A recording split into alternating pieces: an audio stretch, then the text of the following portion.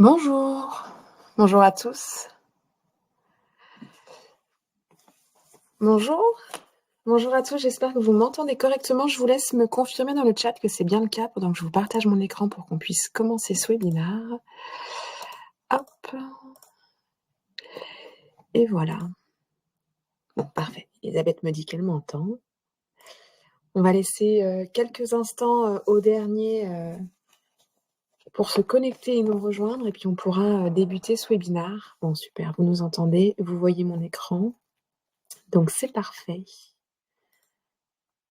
Bon, vous êtes déjà pas mal à être connectés. Bon, super. Hop. Le temps que les derniers se connectent, je vais prendre quelques minutes pour me présenter pour ceux qui ne me connaissent pas. Donc, je suis Céline Jarda, je suis donc Head of Customer Success chez Nomination maintenant depuis presque 7 ans. Le rôle de mon équipe et moi, c'est vraiment de vous accompagner à développer votre usage et à tirer pleinement bénéfice de votre licence. Donc, ce webinaire, il s'inscrit vraiment dans cette démarche, hein. Le principe, il est un petit peu différent des formations plus classiques qu'on a l'habitude de proposer, durant lesquelles on balaye toutes les fonctionnalités de la licence. Là, c'est pas le cas. Ce matin, je vous propose de faire un focus sur une thématique ou un enjeu métier, ça dépend un peu des mois, à travers l'utilisation de votre licence, parce que ça reste quand même mon objectif principal, si je puis dire, que vous puissiez utiliser votre licence. Mais voilà, on croise un petit peu les sujets pour ne pas être que focus plateforme. Donc voilà, c'est l'occasion soit de découvrir des usages avancés que vous n'exploitez peut-être pas encore, ou d'approfondir votre connaissance et vos connaissances sur un sujet. On le sait, hein, parfois l'effet un peu pervers de laisser une routine d'utilisation s'installer, c'est de finir par oublier ne serait-ce que l'existence de d'autres fonctionnalités. Donc ça peut être l'occasion pour vous, voilà, de refaire une petite passe et puis de peut-être répondre à des besoins et des enjeux que vous avez et que vous avez peut-être mis un peu de côté dans la façon dont vous utilisez aujourd'hui Nomination. Voilà pour ce qui est des présentations. Peut-être dernier point, donc vous l'avez vu, vos micros, ils sont coupés. Néanmoins, vous avez accès au chat, donc n'hésitez pas à poser vos questions au fur et à mesure. Ça me permettra de ne pas être qu'en monologue et de prendre un peu ma respiration. Non, puis ce sera plus vivant, blague à part. Si toutefois, effectivement, votre question n'est pas directement en lien avec le sujet qu'on aborde, ou si voilà, c'est vraiment spécifique à un cas qui vous concerne, je me permettrai de revenir vers vous dans un second temps pour vous apporter des réponses spécifiques. Et puis, dernier point, on me demande souvent si le webinaire est enregistré. Donc oui, il est enregistré. Et vous avez la possibilité de recevoir, vous allez recevoir le replay automatiquement. Et j'en profite, lorsque vous êtes sur Nomination, vous avez tous ici accès à votre espace de formation en ligne dans lequel vous retrouvez notamment, dans la section formation, les replays des différentes thématiques que j'aborde. Donc n'hésitez pas à venir capitaliser sur cet espace où vous retrouvez les sessions de formation et les replays des différents webinaires qui vous sont proposés directement sur cette page-là. Voilà, écoutez, ça a laissé le temps au dernier de nous rejoindre. Je vais retourner ici et puis on va pouvoir commencer. Donc, c'est parti, on y va. Donc ce matin, on va parler de l'automatisation de votre prospection avec comme objectif final d'augmenter votre nombre de rendez-vous et de générer donc plus de leads. Et on va faire un focus plus précisément sur le levier que représentent les séquences et le principe de Sales Automation. Donc avant réellement de rentrer dans le vif du sujet, je voudrais quand même qu'on prenne le temps de voir qu'est-ce que c'est le principe de Sales Automation, à quoi ça répond, à quel constat ça répond. Ça va nous permettre de reposer les bases peut-être pour tout le monde. On n'a peut-être pas tous le même niveau de connaissance sur cette partie. Donc, le principe du Sales Automation, ce concept, il est né de 3 constats majeurs. 1, la prospection, elle se fait principalement par email. Ça reste un canal privilégié de beaucoup d'entre nous. C'est également d'ailleurs, d'après une étude, le canal privilégié par les prospects. On se rend également compte qu'il n'y a pas systématiquement des relances téléphoniques suite à un premier envoi ou des relances mail suite à un premier envoi. Il n'y a pas de relance, pourquoi? Soit par manque de temps, soit par manque de réflexe, donc effectivement. Et puis dans le même temps, on fait un autre constat, qu'il faut en moyenne 6 interactions avant d'espérer obtenir un retour. quand on fait ces 3 constats, on peut se dire: «Bon, bah, OK, je vais me mettre en place, un peu de rigueur, un petit tableau avec quelques rappels, pour me forcer à ne pas oublier de faire mes relances, pour maximiser mes chances». Mais bon, soyons honnêtes, c'est quelque chose qui est fastidieux, qui est chronophage et donc pas évident à tenir sur le long terme pour alimenter régulièrement, un pipe. Et puis malheureusement, le concept de sales automation, il est également né suite à des constats plutôt techniques cette fois-ci. 1er constat, les entreprises s'équipent et s'appuient, sur des technologies SaaS pour la gestion de leurs serveurs mail, donc Outlook, Gmail et cetera. Et l'objectif principal de ces fournisseurs, c'est de filtrer au maximum les messages non sollicités et de les identifier comme des spams. Hein. J'y reviendrai après, mais ils analysent différentes choses sur vos emails, pour les identifier comme spam. Donc pour répondre à ces constats, effectivement est né, le concept de sales automation. Donc qu'est-ce que c'est concrètement une séquence? Une séquence, c'est la mise en place d'un scénario de mail qui est constitué donc de plusieurs étapes, hein, sur lesquelles on va déterminer des intervalles entre chacune des étapes et les envois vont être automatisés auprès d'une cible que vous allez définir. Donc ça permet vraiment de répondre au constat qui était: je ne systématise pas mes relances, et dans le même temps, je sais qu'il faut malheureusement, avoir plusieurs interactions avant d'espérer d'obtenir un rendez-vous avec, un prospect. Donc ça répond bien, à ce constat-là. En revanche, ça ne répond pas, au constat technique, aux limites, que l'on a aujourd'hui dans les problématiques des filtres anti-spam. Donc le principe de Sales Automation répond également à la problématique technique. Pourquoi? Je vous disais tout à l'heure qu'effectivement, ils identifient leur objectif, c'est d'identifier les emails spam et donc pour ça, ils checkent différents, éléments et notamment, ils vont checker le nombre d'emails envoyés.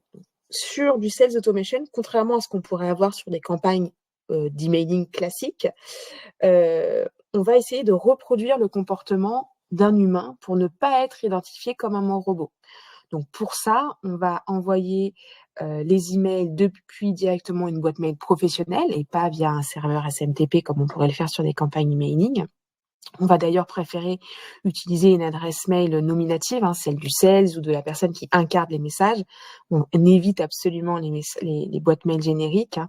Et puis les envois vont être lissés sur une plage horaire et lissés dans le temps. Donc en fonction du nombre de contacts dans votre séquence et du nombre d'étapes que vous avez mis en place dans votre scénario, et ben l'envoi intégral de votre séquence, ça peut prendre plusieurs jours, voire plusieurs semaines. Mais c'est pas forcément contraignant. On est sur de la lead gen.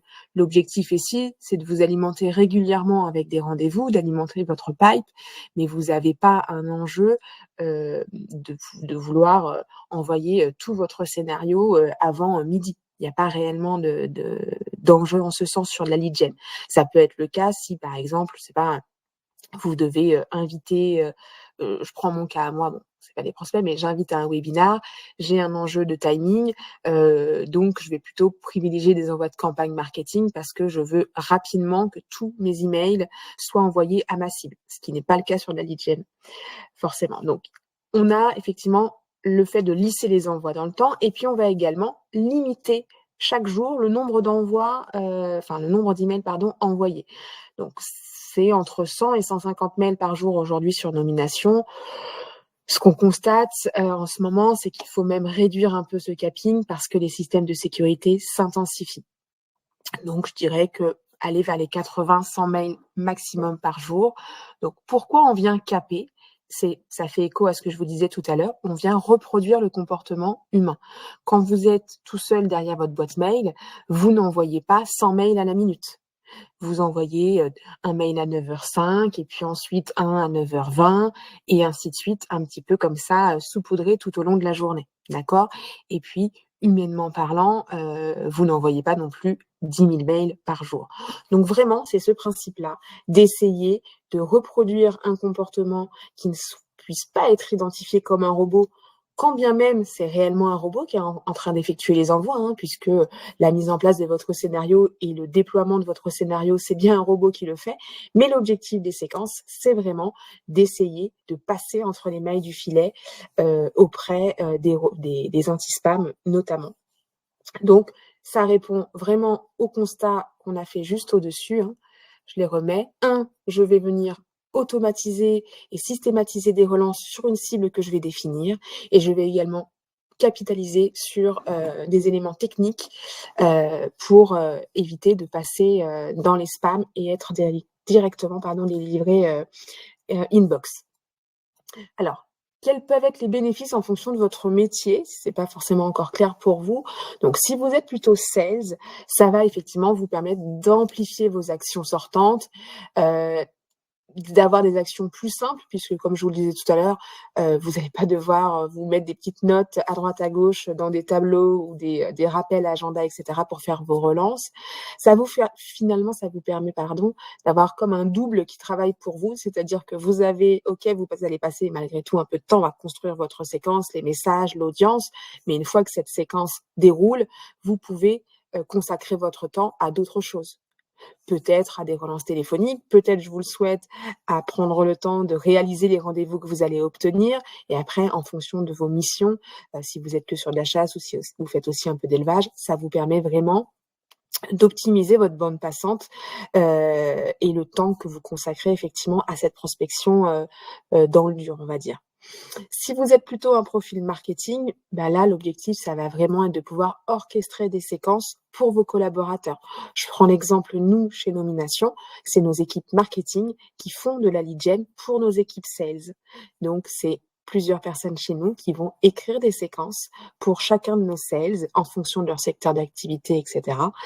Et qui vont venir orchestrer ça pour nos sales. Donc, ils vont, à travers leurs actions, directement générer des leads qui seront traités par nos commerciaux. Donc ça peut être vraiment cette possibilité de faire un peu de marketing délégué et puis ça peut également permettre, à la partie marketing, de faire un peu de nurturing, puisque voilà, pareil, je vais pouvoir sur des cibles définies, mettre en place, des routines de mail, avec peut-être des actions de notoriété et cetera.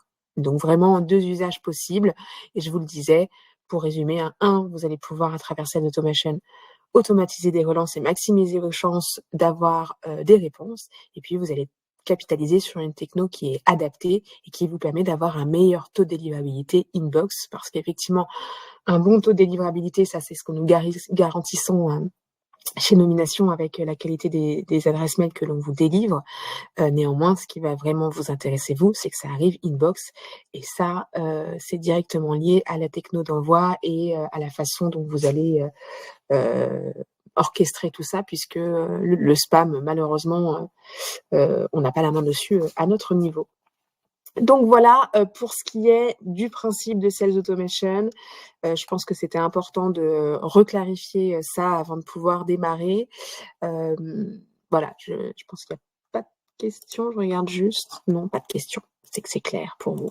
Donc je vous propose maintenant de rentrer dans le vif du sujet et qu'on puisse regarder comment on va concrètement construire une séquence efficace. Quels sont les réflexes, les questions que je dois me poser, pour essayer effectivement de construire des séquences qui vont, me générer des leads. Donc, premier sujet, le ciblage. Je pense que j'en parle quasiment à chacun de mes webinaires parce que c'est vraiment le nerf de la guerre qui est encore beaucoup délaissé. Je vous partage un chiffre qui est assez révélateur. 51 des décideurs qui se désabonnent le font parce qu'ils trouvent que le message qu'ils ont reçu n'est pas adapté. Qu'est-ce qu'il faut comprendre derrière ce chiffre? Eh ben, qu'il est nécessaire d'identifier vos différentes audiences pour ensuite construire des séquences en fonction des enjeux et des spécificités de chacune de vos audiences.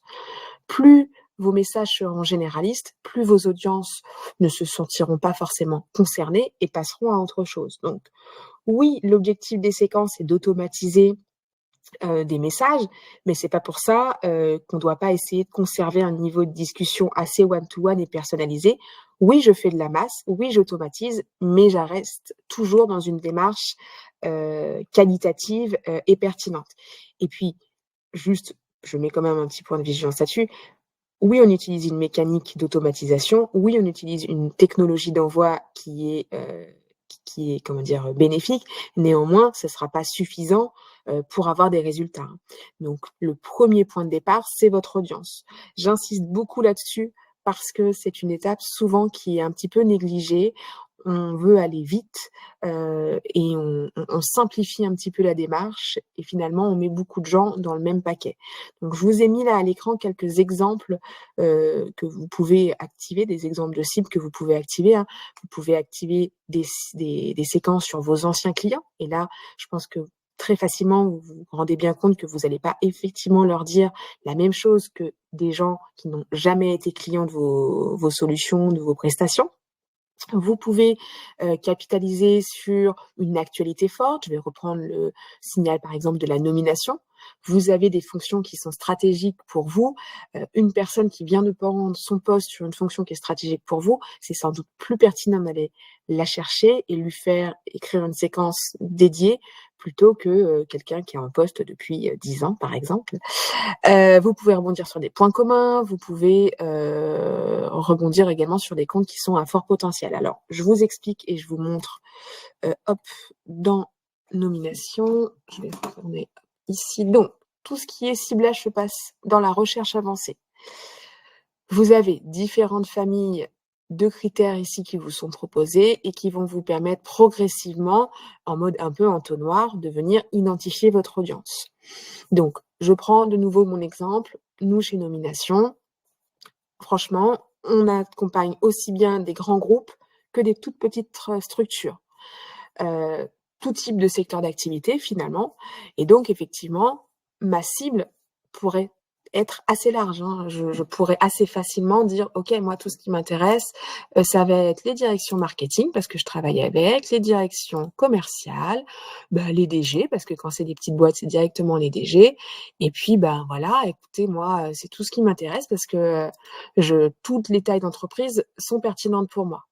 On se rend bien compte que c'est pas réaliste de se dire que 162 000 décideurs, c'est mon audience et c'est ma cible. D'accord? Donc là, je vous fais un raccourci assez grossier, mais ça peut être ce que l'on voit chez certains de nos clients et puis qui vont ensuite découper cette audience en disant: «Bon, bah, OK, j'en adresse déjà X ce mois-ci, X le mois suivant» et cetera. Ça, finalement, c'est pas efficace parce que quand je fais ça, lorsque je vais construire derrière mes messages, je vais pas adapter, hein, mon discours à ces sous-audiences. Donc, l'objectif, c'est d'identifier mes sous-audiences. Peut-être effectivement que quand je viens cibler des grandes entreprises, bah, mon audience en tant que persona, donc sur les fonctions, c'est pas les DG. D'accord? Quand je vais travailler sur du grand groupe, je travaille pas avec les DG. Peut-être que je ne travaille pas avec toutes les directions commerciales. Peut-être que je suis qu'avec certaines sous-fonctions. Et d'ailleurs, je ne parle pas de la même façon aux directeurs commerciaux qu'aux directeurs marketing. On répond pas aux mêmes enjeux, aux mêmes bénéfices. Les bénéfices sont pas les mêmes et ainsi de suite. Donc, essayez à travers les différents critères qui vous sont mis en place de vraiment segmenter votre audience. Vous avez beaucoup de critères, donc je les balaye rapidement. Vous avez les fonctions dans lesquelles on vous permet d'accéder à un organigramme donc sur lequel on est venu harmoniser les intitulés de poste, hein, pour faciliter votre recherche parce qu'aujourd'hui en France, pour un même métier, vous avez énormément d'intitulés de postes possibles. Donc on est venu un peu classer dans des grandes familles les fonctions. Néanmoins, vous pouvez faire une recherche par mots-clés ici si vous avez vraiment une fonction spécifique qui est très importante pour vous, faites la recherche par mots-clés. On retrouve les secteurs d'activité. Donc là, pareil, on est sur un thésaurus sur 2 niveaux. Vous avez des secteurs et des sous-secteurs. Pour compléter votre recherche, vous pouvez faire une recherche par mots-clés, par code NAF et par convention collective également. Donc, ça peut être des angles de recherche supplémentaires en fonction de ce que vous commercialisez et de qui vous approchez. Profil du décideur, pardon. Là, en l'occurrence, pour vous, ce qui est très important, c'est d'avoir un email direct, même si aujourd'hui, c'est plus de 90%, 95% de la base de données. Malgré tout, faites-le. Vous pouvez filtrer sur le niveau hiérarchique. Là aussi, peut-être que au sein de vos audiences, vous ne vous adressez pas de la même façon à des directeurs de service qu'à des responsables. Si les deux sont vos audiences, peut-être que vous allez adapter votre façon de travailler avec eux et de les approcher. Je vous parlais tout à l'heure de capitaliser sur un élément d'actualité. On retrouve ici la nomination. Je peux peut-être aller regarder qui sont les directeurs commerciaux sur les grands groupes nommés il y a moins de 3 mois. Bon, bah, j'ai 101 personnes qui en plus ont une adresse email. Pourquoi pas construire une séquence où un de mes premiers messages, c'est les féliciter pardon, pour leur prise de poste. Peut-être attiser leur curiosité sur les enjeux qui vont être les leurs et la façon dont moi je peux y répondre dans le cadre d'une prise de poste, parce que peut-être que, je dis n'importe quoi, le nouveau directeur commercial a besoin de comprendre aujourd'hui comment, est construit, son audience cliente et nous, on va lui faire une analyse de son portefeuille et c'est comme ça que je vais venir m'adresser à lui et prendre cet angle-là. J'ai 100 personnes, si réellement, j'automatise un scénario de plusieurs étapes sur 100 personnes, et que du coup, vu que je fais quelque chose de très qualitatif, malgré tout, un peu chirurgical, sur mesure, ça peut être très bénéfique. Mon taux de conversion peut être très bon. Donc oui, on peut se dire: «Ah 100 personnes, ça fait pas beaucoup quand même pour automatiser quelque chose». Mais si en fait, malgré tout, c'est quelque chose qui peut être très bénéfique. Je vous donne un exemple, d'un client à moi qui avait ciblé 90 personnes dans son audience. C'était vraiment du chirurgical. Néanmoins, il a eu 10 rendez-vous sur 90 personnes. C'est un excellent taux de conversion. Donc, dites-vous que c'est pas le volume réellement qui fait, la valeur ou la pertinence de votre action. Ça va être le combo de: j'ai un volume assez conséquent qui me permet effectivement, comme on le disait tout à l'heure, hein, d'être, plus performant et en tout cas de maximiser, mon taux d'effort. Mais malgré tout, j'adapte mon discours pour que le combo des 2 me permette d'avoir un taux de conversion intéressant. Je vois que hop, j'ai des questions. Adrien. La date de nomination de la personne, c'est la date de publication en presse ou l'arrivée en poste réel? Il y a un écart? Parfois, il y a un écart. Alors, normalement, hop, on va aller regarder tout de suite, mais c'est la date de publication réelle. Donc là, vous avez la date de publication, la date à laquelle nous, on est venu publier l'information. Néanmoins, sa date de prise de poste, alors bon là, en l'occurrence, c'est la même, mais c'est bien 2 choses différentes. On publie une date et dans son parcours, vous avez la date réelle de prise en poste. Donc si effectivement, il y a un écart, c'est bien, les 2 dates sont bien distinctes et valorisées. J'espère répondre à votre question, Adrien.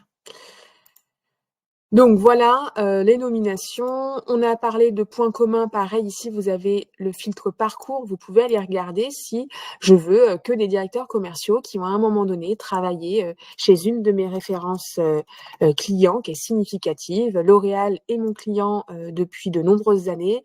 Donc potentiellement, peut-être qu'il y a des personnes en commun et pareil, sur lesquelles je vais venir capitaliser sur un affect commun. Ça peut me permettre plus facilement de déclencher une discussion.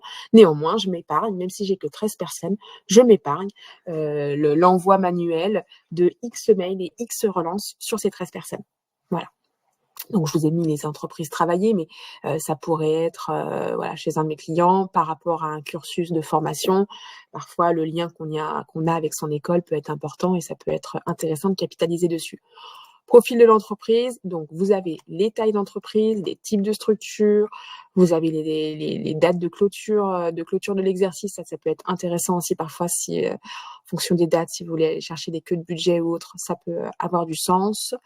La zone géographique, je passe, je pense que ça parle d'elle-même. Les actualités de l'entreprise, pareil. Est-ce que vous voulez aller identifier une sous-audience, par exemple, des entreprises qui ont fait une levée de fonds, des entreprises qui ont du développement et de la croissance externe, et ainsi de suite. Un anniversaire significatif, qui ont été nommés dans un palmarès. Là aussi, ça peut vous permettre de construire une séquence en valorisant votre interlocuteur, en montrant que vous les connaissez, mais vous faites quand même de la masse parce que vous allez avoir un volume assez conséquent derrière ces caractéristiques.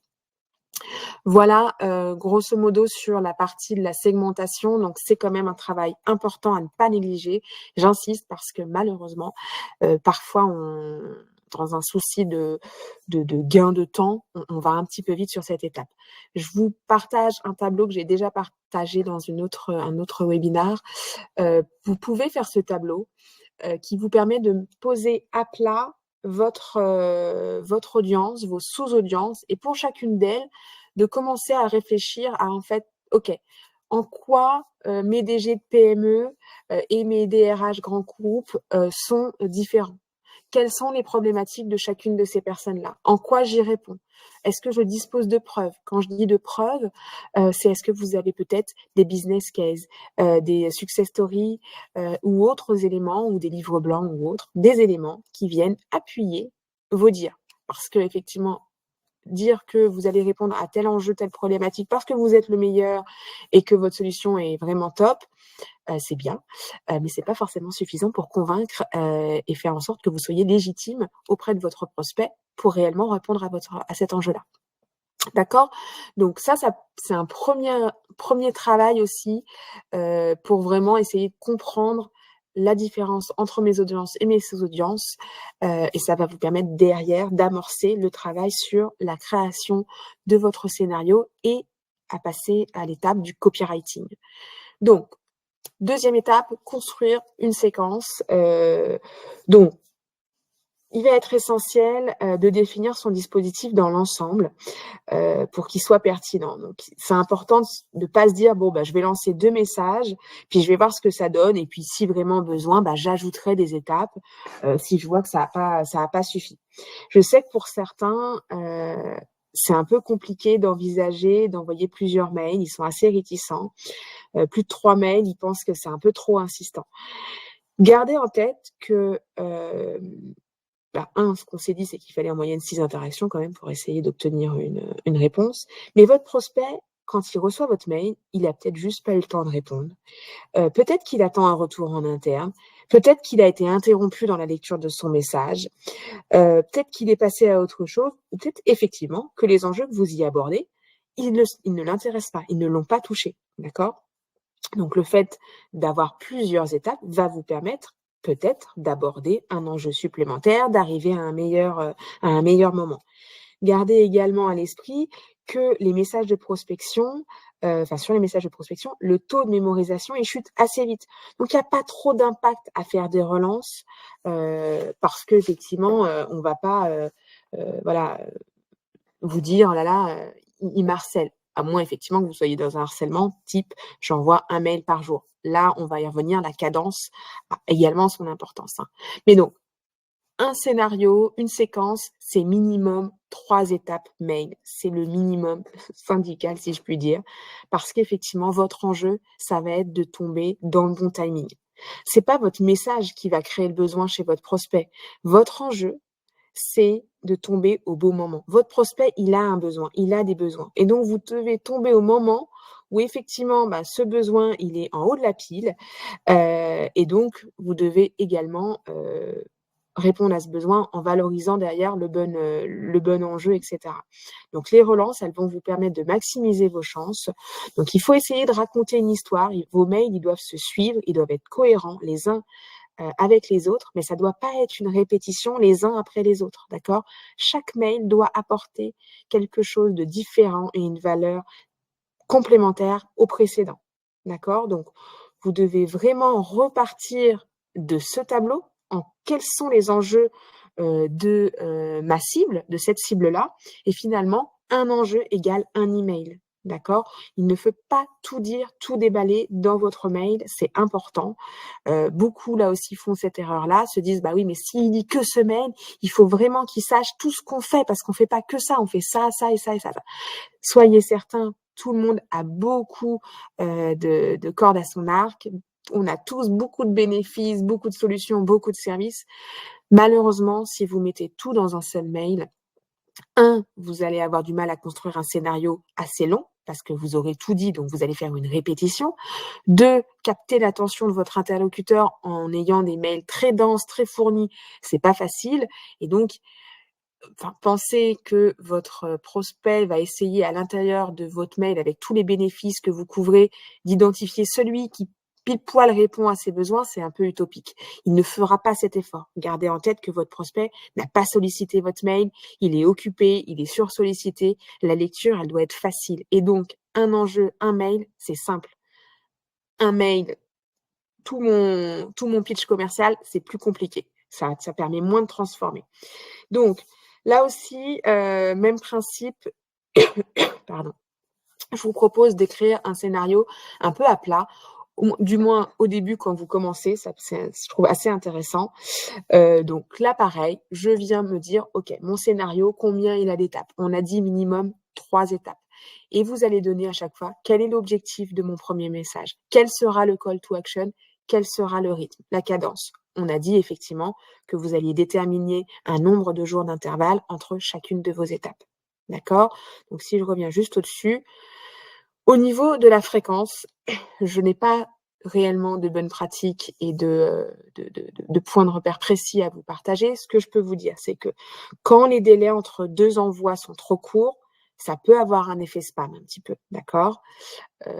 Donc attention, ne laissez pas un jour entre chaque étape. Ça, c'est un petit peu trop oppressant.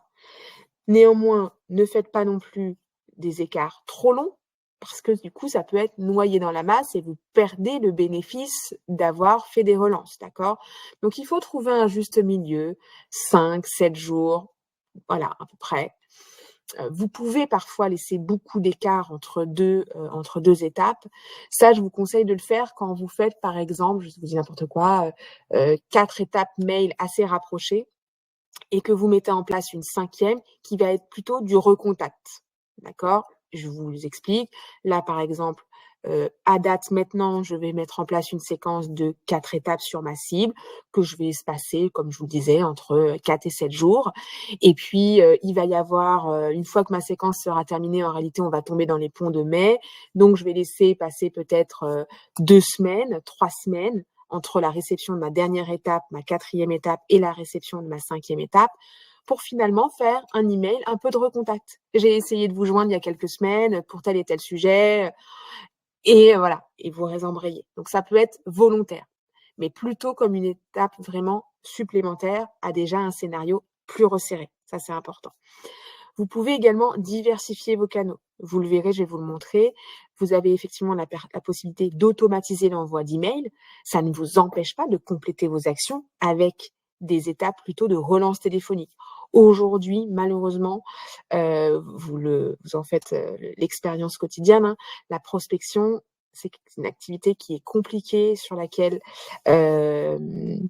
il faut être persévérant et le multicanal vous permet de maximiser là aussi vos chances. Donc oui, j'automatise des actions et des envois par mail, mais je peux venir compléter mes actions avec des relances téléphoniques et des prises de contact sur LinkedIn. Ça peut faire partie de la construction de votre scénario, hein, c'est important. Donc, je reviens à mon scénario. Donc, vous voyez, j'ai marqué des call to action. J'ai proposé un livre blanc, j'ai proposé des créneaux, je demande d'introduction, etc. Gardez à l'esprit là aussi que votre prospect manque de temps. Vous devez lui simplifier la vie.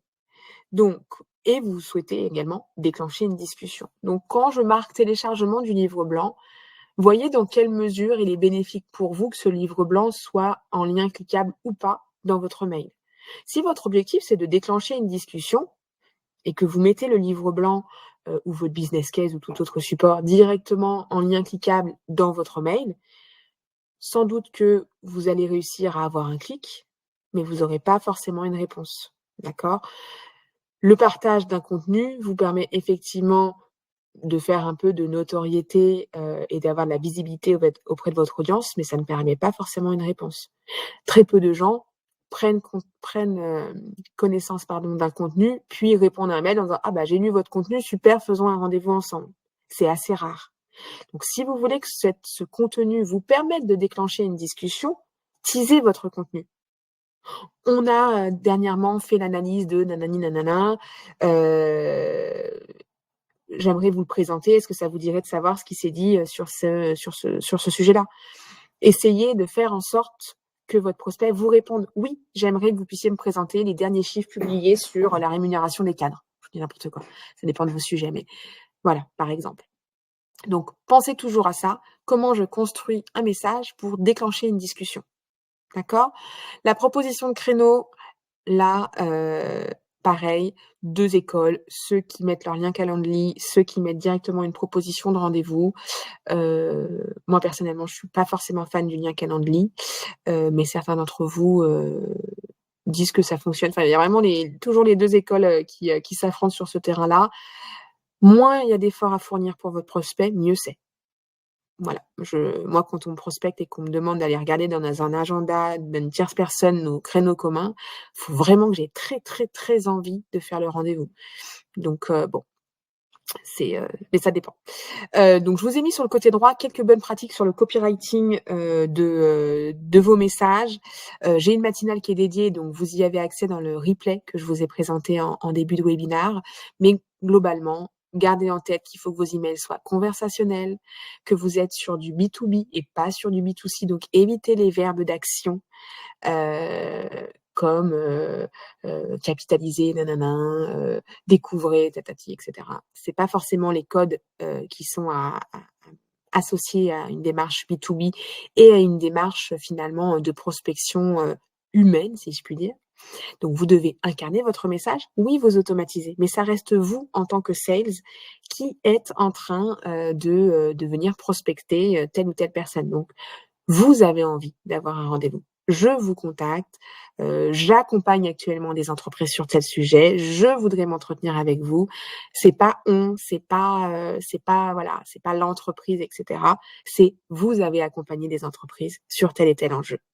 Derrière, bien sûr, le déploiement de la solution, de l'offre, c'est peut-être pas vous précisément, mais c'est vous en tant que sales qui avez mis en place le bon dispositif, heu et valorisé, les bonnes solutions, à déployer par rapport à l'enjeu de vos anciens prospects et donc vous pouvez, reproduire ce succès avec ce nouveau prospect. Donc voilà, soyez centré client, c'est ce que je vous disais, réduisez l'effort de votre interlocuteur et adaptez le contenu et vos références à vos audiences. Donc là, ça fait directement écho à ça. D'accord? Donc quand je dis de quelles preuves je dispose, quand je suis en train d'écrire ma séquence sur mes DRH du secteur du conseil, mon contenu que je partage, c'est pas un contenu sur une PME. C'est vraiment un contenu associé. Là aussi, je vous le dis, je je prends encore un exemple qui est le mien. Je me fais parfois prospecter, donc moi, service client, on me parle de service client chez Carrefour. Ça me parle pas trop.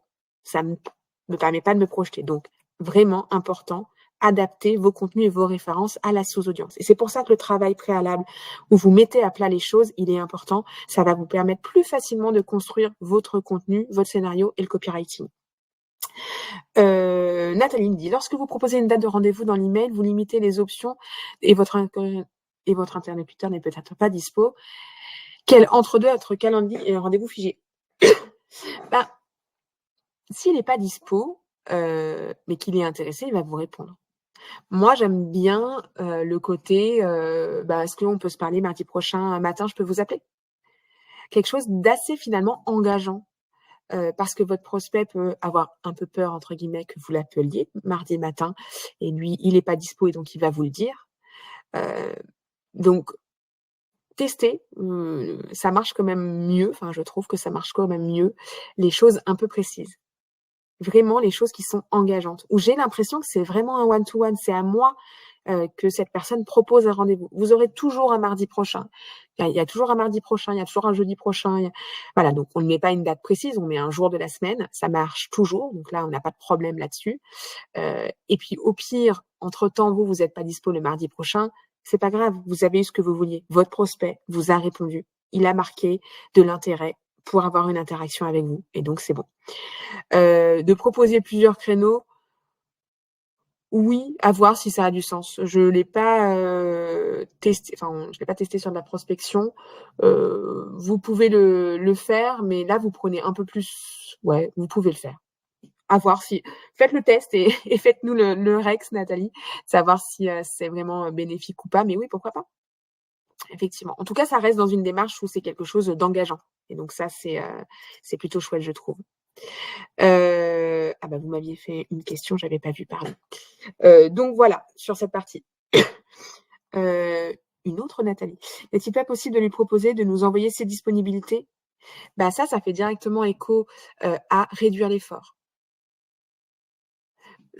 Ça veut dire que je vais regarder mon agenda, c'est très, comment dire? Ça me demande, heu, ça me demande un effort et puis par défaut, votre prospect qui est souvent du coup un décideur, il a pas le temps, il est pas disponible. Voilà, si je réduis un petit peu le truc. Donc on a l'impression que ça marche un peu moins bien. Mais vous pouvez le tester aussi, hein. De toute façon, il y a pas de science exacte sur cette mécanique et sur le call to action, mais par défaut, vos prospects sont assez pris. C'est voilà. Claude Henry: «Quel est le plus pertinent, envoyer des mails ou appeler?» Le combo des 2, je dirais. Le combo des 2. Alors ceux qui sont très à l'aise sur les appels, vous diront que rien n'est mieux qu'un appel. Certains me disent même qu'ils appellent, ils laissent un message sur le répondeur, mais un message très direct, comme s'ils connaissaient déjà la personne et ça marche très bien. Après, ça dépend de l'appétence de chacun sur le canal du téléphone. Hein, c'est pas forcément toujours le canal le plus simple parce qu'effectivement, il est plus brutal. En cas de refus, ça peut être un peu plus un peu plus compliqué derrière de repartir. Je pense que le combo des 2 est une bonne alternative, parce qu'effectivement, le mail permet effectivement de s'approprier l'identité de la marque, d'être un peu dans l'inconscient de votre audience et le téléphone, pardon, je vais y arriver, vient renforcer votre dispositif. Je pense vraiment aujourd'hui que le combo des 2 est nécessaire. Voilà. Je vous montre donc rapidement sur nomination. Hop, je rebascule. Donc juste je vous remontre une chose. Vous êtes ici, formation en ligne, et donc dans la section formation, perfectionnez votre prise de contact par mail. Ici, c'est un replay sur un webinaire où vraiment je détaille étape par étape les bonnes pratiques sur la construction d'un email. Voilà. Donc là, je suis passée assez vite, mais il y a vraiment un replay qui est mis à disposition sur ce sujet-là. Donc, si vous avez un petit peu de temps, venez m'écouter en replay. Voilà, sur votre séquence. Donc, c'est ici la section mes séquences. Donc, vous allez pouvoir créer votre séquence. Allez, je vous le montre pour ceux qui ne connaissent pas. Donc, je renomme ma séquence. Et donc, vous allez avoir des éléments, des étapes de paramétrage. Le premier, c'est de construire votre scénario. Donc, je peux effectivement dire, je vais automatiser l'email numéro 1. Soit vous rédigez, soit vous avez créé votre bibliothèque de messages. Bon, moi, j'ai créé, donc ça va aller vite. Je prends mon message dans lequel j'ai mis des éléments de variables, etc. J'enregistre mon étape. Ma deuxième étape sera également un email. Donc, pareil, hop, je viens chercher mon deuxième. Là, vous voyez qu'on me propose un nombre de jours d'intervalle. Donc, par défaut, c'est 1. Mais effectivement, comme je vous l'ai dit, je vais venir mettre 6 jours d'intervalle entre l'envoi du message 1 et l'envoi du message 2. Je programme ma troisième étape. Ça paraît très rapide parce que j'ai déjà travaillé mes messages, mais hop. Et là aussi, voilà. Et donc, je peux ajouter d'autres étapes ici qui sont des étapes de tâches. Et donc, ça va me créer des to-do. Quand je vais me connecter, j'aurai une liste de to-do. Et moi, par exemple, ma to-do sera des appels. Je me donne 2 jours pour essayer de les joindre. Je peux mettre des commentaires et j'enregistre cette étape-là. Donc, les appels, les tâches d'appel, soyez réalistes. Ça va dépendre de la taille de votre audience. Si vous avez une audience, ne serait-ce qu'une centaine de personnes, 200 personnes, etc., c'est plus fastidieux. Donc, pour répondre aussi à votre question, Claude-Henri, c'est réaliste sur des audiences à taille absorbable par vous. Donc, chacun connaît sa capacité d'absorption, sa capacité de traitement. Certains ont effectivement peut-être l'habitude d'avoir des plages horaires de call où ils font vraiment à la chaîne, si je puis dire. D'autres sont moins familiers avec ce rendement-là. Donc, commencer peut-être que sur des listes qui sont peut-être assez petites. Carla me dit, pour automatiser cette étape, faut-il connecter son compte nomination à sa boîte mail? Oui, bien sûr, c'est un point à ne pas négliger. J'y reviens juste après, Carla. Donc, je détermine mon scénario, les paramètres d'envoi, hop, donc par défaut, soit c'est mon adresse mail, soit si je fais du marketing délégué, bah, c'est l'adresse mail d'un de mes collègues. Alors là, nous, on est beaucoup, je suis là. Les jours d'envoi, par défaut, je vous l'ai dit, on reproduit un comportement humain. Donc, on vient lisser les envois du lundi au vendredi de 9h à 18h. Vous avez la possibilité de jouer sur ces critères-là. Si vous êtes assez novice sur la création des séquences, je vous conseille de laisser de lundi à vendredi de 9h à 18h. Plus vous complexifiez l'algorithme, plus vos envois vont être compliqués à comprendre. Donc, l'idée, c'est vraiment de laisser tourner et que ça tourne. Si vous faites quelque chose qui ne convient pas, donc par exemple, hop, je vais vous dire ça, vous voyez, j'ai un petit message rouge. Oui, là, en envoyant tous les jours, mais que de 9h à 10h pendant 1 heure, j'envoie plus de 30 mails par heure. Et je reviens dans mon sujet warning, qui était de mes constats, où je vais sans doute être identifiée comme un robot. Donc, être spammée. Donc, je me mets à risque. voilà, soyez attentifs si toutefois vous modifiez les créneaux horaires, de ne pas être sur des choses trop restrictives. La condition d'arrêt, oui, on automatise, mais on n'automatise pas n'importe comment. Notre objectif, c'est quand même de ne pas vous décrédibiliser auprès de votre audience. Donc, dès lors qu'un de vos prospects répond à un mail, alors la séquence et la suite de la séquence s'arrête pour ce dernier. Ça vous évite de vous mettre en porte-à-faux. Si effectivement vous avez obtenu un rendez-vous, vous n'allez pas continuer à relancer la personne. Et ensuite, vous venez charger votre liste. Alors, hop, je vais venir charger une liste, je l'ajoute, et donc votre audience se constitue et vous avez ensuite la possibilité de venir, bon, j'ai pas assez de crédit bien sûr, vous venez donc avoir votre audience et vous pourrez venir ici lancer votre séquence ou programmer son début d'envoi. Donc, pour répondre à la question de Carla et à la seconde question de William, donc bien sûr, le prérequis pour pouvoir envoyer une séquence de nomination, c'est de venir rattacher votre boîte mail. Ça se passe ici dans la connexion boîte mail. Donc, les envois vont se faire directement depuis votre boîte mail, directement depuis votre serveur d'envoi. Nous, l'outil et la techno qu'on met à disposition, c'est une techno d'automatisation de la séquence et du scénario, enfin de l'envoi du scénario que vous avez construit sur l'audience que vous avez trouvé dans Nomination. En revanche, les envois vont bien s'opérer depuis votre boîte mail. Qu'est-ce que ça signifie? Ça signifie que les messages, vous les trouvez dans votre boîte d'envoi et que les réponses, vous les avez directement dans votre boîte mail. Donc, Monsieur Dupont, prospect X, qui vous répond, vous n'avez pas forcément besoin d'être sur Nomination pour consulter sa réponse, puisque vous l'avez naturellement dans votre messagerie. Concernant effectivement ensuite le système de crédit. Donc, bien sûr, Sales Automation nécessite d'avoir la licence adaptée. Je pense que parmi l'audience, alors je ne vais pas trop regarder, mais j'ai invité plusieurs licences, enfin types de licences à ce webinaire. Donc, il faut effectivement avoir la licence Sales Automation. Donc, pour vérifier la licence que vous avez, hop, je reviens ici. Quand vous êtes dans formation en ligne, vous avez le nom de votre licence en haut et vous avez ici la section votre licence qui vous permet de voir ce à quoi vous accédez. D'accord? Donc, vous verrez si vous avez lancé des séquences d'emailing qui est coché ou pas. D'accord? Donc, en fonction, soit vous êtes en marketing légué, soit vous faites du sales automation, soit vous êtes avec un système de crédit, soit vous n'êtes pas avec un système de crédit. Ça dépend un peu de votre contrat. Pour savoir, donc là, vous savez l'offre que vous avez, pour savoir si vous avez des crédits ou pas, vous allez dans ma section mes crédits. Soit vous fonctionnez avec un système de crédit, donc vous avez votre volume de crédit qui apparaît ici. Donc, c'est un crédit consommé par contact dans une séquence, peu importe le nombre d'étapes que comprend votre scénario. Donc, si je cible 6 personnes dans une séquence de 6 emails, ça me prend 6 crédits. D'accord? Mais ça m'aurait aussi pris 6 crédits si j'avais que 6 personnes dans un scénario de 2 messages. D'accord? Donc, c'est vraiment en fonction du nombre de contacts. Si vous n'êtes pas soumis à un système de crédit, vous êtes limité par rapport à votre limite journalière. J'y reviens également quand je retourne dans la section mes séquences. Vous avez ici les paramètres d'envoi et vous avez votre nombre ici, le quota, le nombre d'envois journaliers.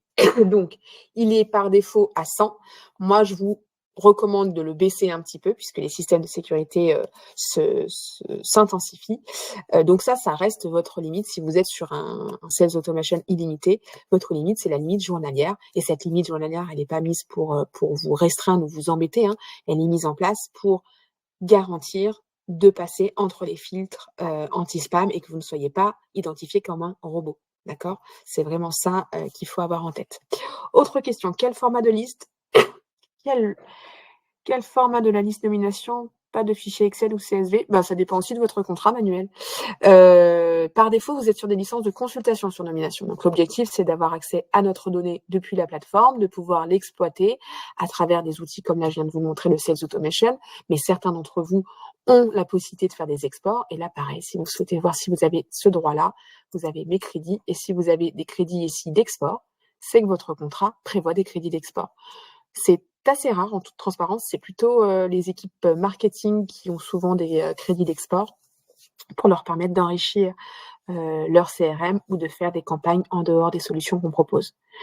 Pouvez-vous remontrer où est la licence? Merci. Oui. Alors, vous allez sur votre page d'accueil. vous avez formation en ligne, vous cliquez ici et dans la section votre licence. Et là, vous avez le détail de ce que comprend votre licence. Voilà. Je vais vous montrer ce à quoi ressemble une séquence quand elle est en cours. Alors, hop, je suis sur un espace de démo, donc je ne sais pas trop ce que je vais vous montrer, mais hop, allez. Donc, je peux retourner à tout moment sur une séquence qui est en cours. Ça me permet de voir où est-ce que j'en suis. Donc là, vous voyez, c'est une séquence qui vient de commencer, hein. Il n'y a que 4% des emails sur l'intégralité qui ont été envoyés. J'ai déjà 7 réponses. Je vois les performances par étape. Donc là, ça peut vous permettre d'avoir des éléments à analyser pour vos futures séquences. Quels sont les mails qui performent ou qui performent moins, hein, tout simplement. Voilà. Et je peux également revenir sur ma cible. Donc là, maintenant, je vais voir qui sont qui en est où finalement, hein, d'accord? Donc là, OK, lui, il a ouvert le mail le 3 mars. Il y a eu un email envoyé le 10 mars, mais il ne l'a pas ouvert. Pareil le 25 mars et le prochain email sera envoyé le 31 mars. Je veux filtrer sur tous ceux qui ont répondu, je peux le faire ici. Je vais pouvoir également consulter les réponses depuis nomination, mais bien sûr, je l'ai également depuis ma boîte mail, hein. Donc je peux à chaque fois regarder les réponses, d'accord? Si besoin, imaginons que la réponse ne nécessitait pas forcément d'être arrêtée, que ça arrête la séquence, je peux reprendre manuellement la séquence pour un décideur ou à contrario, je peux relancer une séquence que je voudrais je peux mettre en pause une séquence pour un décideur ou je peux relancer une séquence qui est passée en pause pour un décideur. Je me mélange les pinceaux, mais c'est bien ça. Je vous donne un contexte. Je fais une relance téléphonique entre 2 étapes mail. Ma relance téléphonique a porté ses fruits, j'ai pu discuter avec mon prospect. Je viens sur sa fiche, sur ici la cible, pour le passer en pause parce que dans la mesure où j'ai déjà eu un échange téléphonique avec lui, je ne veux pas que la séquence se poursuive avec ce décideur-là. Donc ça, c'est des choses sur lesquelles vous avez la main et que vous pouvez faire directement. Voilà. Et bien sûr, vous avez aussi le détail quand vous êtes sur la fiche du décideur. Vous retrouvez est-ce qu'il est dans une séquence, est-ce qu'il y a eu des actions menées. Donc là, vous voyez le détail des interactions. Donc là, bon, moi, c'est mon collègue. Donc je vois bien que ce prospect a répondu à mon collègue le 9 mars. Si je vais dans l'onglet historique, je peux également voir quelle a été la réponse, quel a été le message envoyé, ouvert, à quelle date, etc. Donc, vous avez plusieurs endroits où vous allez pouvoir retrouver cette notion d'interaction liée à votre séquence et vous allez pouvoir l'orchestrer. Voilà sur cette partie séquence. Donc, oui, bien sûr, le prérequis, c'est d'avoir la bonne licence. Si toutefois vous avez un doute, vous pouvez vous rapprocher du service client. On fera le point avec vous ce sur quoi vous avez accès. Donc n'hésitez pas à vous lancer. C'est vraiment un outil qui va vous permettre de maximiser vos chances, de dégager de la bande passante parce que vous l'avez compris, une fois que ça tourne, il faut vraiment voir vos séquences comme une tâche de fond. Voilà, c'est une tâche de fond qui tourne. Et donc, peut-être que vous allez vous construire 2-3 scénarios sur 2-3 sous-audiences qui sont clés pour vous, sur lesquelles vous avez vraiment quelque chose à raconter, etc. Et ça va tourner. Et l'idée, je vous le souhaite, c'est que ça alimente votre pipe. Voilà. Mais malgré tout, gardez en tête que aucune solution n'est magique, mais ça, je pense que vous l'avez bien en perspective vu votre métier. Donc oui, comme on le disait, les relances téléphoniques peuvent être quelque chose de pertinent. La prise de contact sur LinkedIn également peut être quelque chose de complémentaire, intéressant à mettre en place. Voilà sur cette partie de séquence. J'ai fait le tour des sujets que je souhaitais aborder ce matin avec vous.